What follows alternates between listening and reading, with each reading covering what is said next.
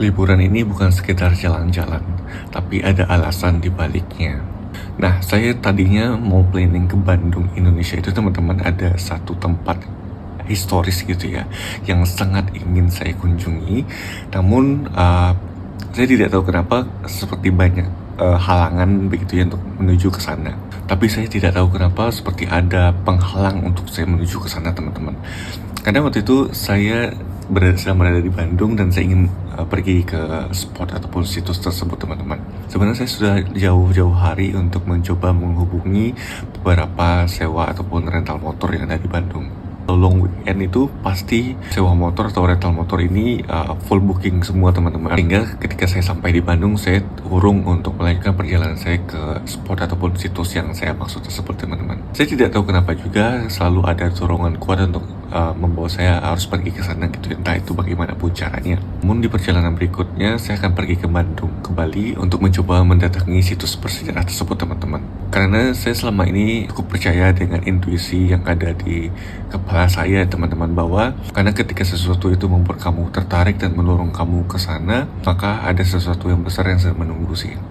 Karena saya cukup percaya dengan intuisi, jadi segala sesuatu yang membuat saya penasaran, membuat saya tertarik, dan membuat saya didorong untuk pergi ke sana, saya akan lakukan hal tersebut teman-teman. Sebenarnya saya tidak tahu apa yang akan terjadi setelah saya melakukan hal tersebut, tapi paling tidak saya ingin mencoba menghilangkan rasa penasaran saya dan terhadap tempat tersebut teman-teman. Dan mudah-mudahan di penerbangan saya berikutnya ataupun perjalanan saya berikutnya ke Indonesia, saya dapat berkesempatan untuk mengunjungi situs tersebut. Saya juga mengerti bahwa untuk rute menuju ke sana tidak mudah, tapi saya punya keyakinan bahwa jika saya melakukan perjalanan itu sangat worth it dengan kehidupan saya nantinya. Karena memang panggilan jiwa ke sana itu memang cukup tinggi teman-teman. Ini juga terjadi ketika saya pergi ke Malaysia ya, Kuala Lumpur. Saya tidak tahu kenapa tiba-tiba kok pengen ya ke Kuala Lumpur gitu ya. Jadi saya pikir sudahlah, saya bikin paspor dulu, beli tiket pesawat ke Malaysia, dan ya kayak ada dorongan kuat aja gitu. Dan alhamdulillah memang saya ada dapat pekerjaan di Kuala Lumpur dan saat ini stay di Malaysia.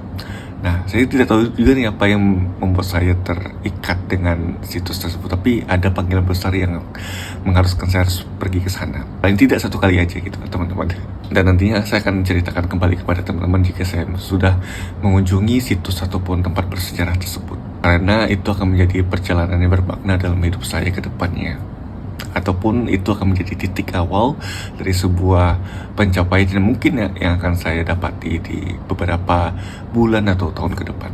Kalau kamu suka cerita kehidupan saya di Malaysia, follow dan subscribe ya.